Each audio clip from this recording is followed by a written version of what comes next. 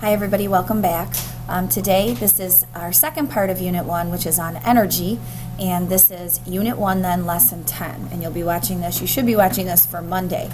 So we're going to talk about in this unit energy changes that are associated with both physical and chemical changes, because all physical and chemical changes involve some sort of energy change. Typically, chemical changes involve bigger energy changes than physical changes, but they both involve energy changes. So all physical and chemical changes involve the energy change, either the absorption of heat or light or sound or the release. So if we're talking about energy changes, I guess first we should define what the heck energy is.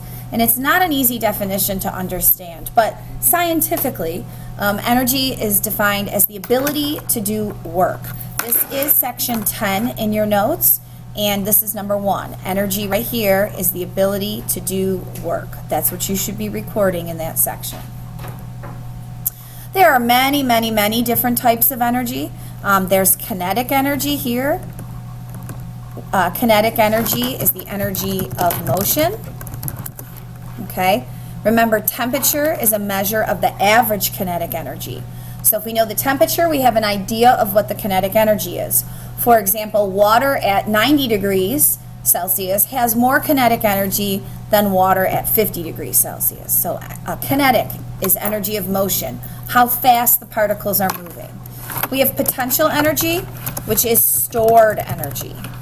It can be stored in chemical bonds, it can be stored in a rubber band, it could be stored in a ball at the top of the hill, but it is stored energy. Chemical energy is a form of potential energy. It's energy stored in chemical bonds. And so as bonds are made, energy is released. My B's not working there. And as bonds are broken, energy must be absorbed to break bonds. So as bonds are formed in a chemical reaction, energy is given off. The more bonds formed, the more energy released. And typically the energy is released as light and sound and heat. So there are 3 other: light and sound and thermal energy, which is energy, heat energy, okay? There's mechanical energy as you move something, right? That's mechanical energy, like the pistons moving up and down in your engine. And there's also electrical energy, which is generated by electrons moving through a wire. Okay? And you've all probably used that form of energy but never really thought about how it happened. So those are just a couple different forms of energy. Remember, temperature is not a form of energy. Temperature is not heat. Temperature is a measure of the average motions of the particles. So right now, if I'm a water molecule, I have very low kinetic energy because I'm just sitting here. But if you heat me up, if you give me heat, I'll start moving faster and faster and faster. Okay? So some chemical processes or even phase changes release energy. And if you release energy, the reaction is known to be exothermic. Remember, exo here means out. Thermic is heat. So literally, exothermic means heat comes out. My son is exothermic. He is always radiating heat. He's always super hot. Okay? So exothermic means heat out. So if you think of a chemical reaction, what you start with has a lot of energy, and then it releases heat, so when it's all done, it has less energy. Some examples of exothermic reactions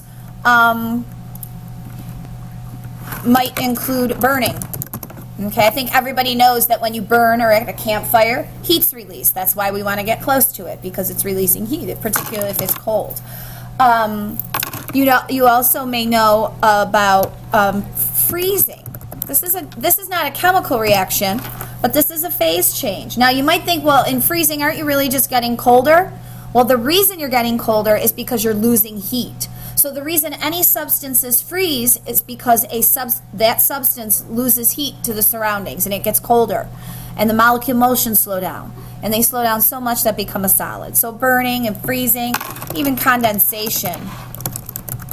Those are all examples of exothermic reactions. We'll see more on Monday in a demonstration, maybe Tuesday, depending on how long it takes us to go over our test. And we'll also be doing a lab this week related to endothermic and exothermic changes. Oops, I guess these ones go here. Freezing and condensation. are examples of exothermic phase changes. Okay, so here we have reactions, and we'll add to this, but right now we're just going to say burning, and then we have freezing and condensation as our phase changes. If I release energy, then I get colder, but where does that energy go? It goes to everything around me, which is called my surroundings.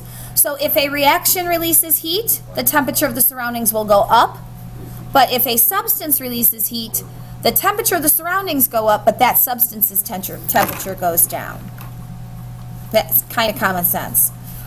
Here are some more examples. I'll be doing the whoosh bottle for you this week, and you'll be doing the aluminum and copper chloride later on, okay, in a lab.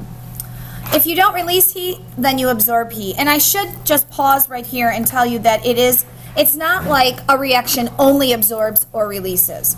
But if it's exothermic, that means it releases more than it absorbs. If you're endothermic, you absorb more energy than you release. So you start low in energy and you absorb more than what comes out. So you end a little bit higher in energy. Your products have more energy than your reactants. If I absorb heat, of course I get hotter. Okay, but where does that heat come from? Well, it comes from things that are in contact with me. It comes from the air, it comes from the surroundings.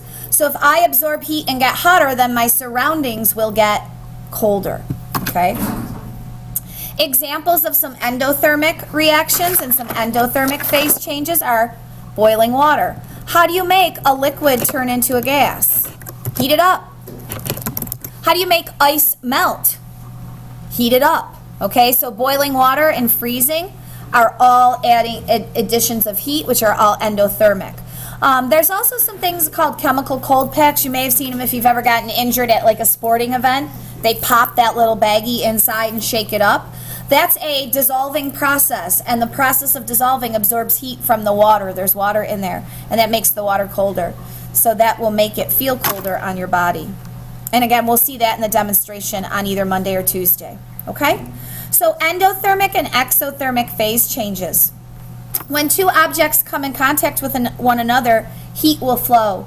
And heat will flow from the object that's hot to the object that's cold. We have a little rhyme. We say heat flows from high to low in terms of temperature.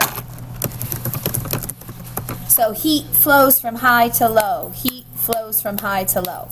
The unit that we measure heat in, and we will be doing calculations in this section of the chapter, is called the joule, and we abbreviate it with a capital J.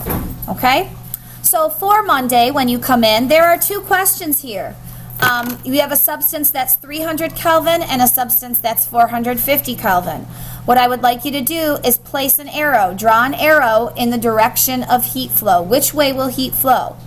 Will it flow here? Oops, sorry, I thought I could grab that. Will it flow? I guess I cannot. Will it flow from 300 to 450 or 450 to 300? And then I have another example down here, 20 degrees Celsius versus 200 Kelvin. Which way will heat flow between the two objects if these are two objects placed in contact with one another? Remember, heat flows from high to low. Have a great weekend, and I'll see you in class on Monday. Bye-bye.